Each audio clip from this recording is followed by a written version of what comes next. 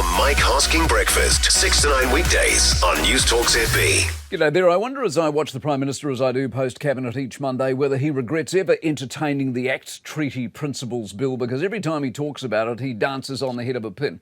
It was suggested that the draft bill was headed to Cabinet for discussion yesterday, so a little bit of frothing at the mouth from the media as they fired off question after question as to where this thing might be heading. Where it is heading, by the way, is to a first reading and then to select committee, and if David Seymour can't turn the tide, it will die at that point. Now, for something that most likely won't see its conclusion, we have spent a lot of time and energy angsting over it, haven't we?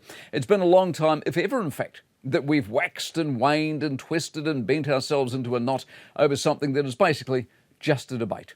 An exchange of ideas driven by the concept that being equal based on race is something that we should aspire to, and it basically shows you how mad it's all got. The Prime Minister was able to bat away virtually all questions yesterday by simply stating he doesn't talk about what happens in Cabinet. But then he said, I think mistakenly, that he hadn't actually seen a copy of the draft bill, meaning, I assume, if he hasn't seen a draft, it can't really have been talked about at Cabinet.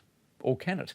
Someone then asked whether there was actually a draft bill at all, at which point I think he'd worked out his error and returned to talking about things that may or may not have been talked about in Cabinet, and that he doesn't talk about them outside of Cabinet, or indeed whether anything to be talked about even existed.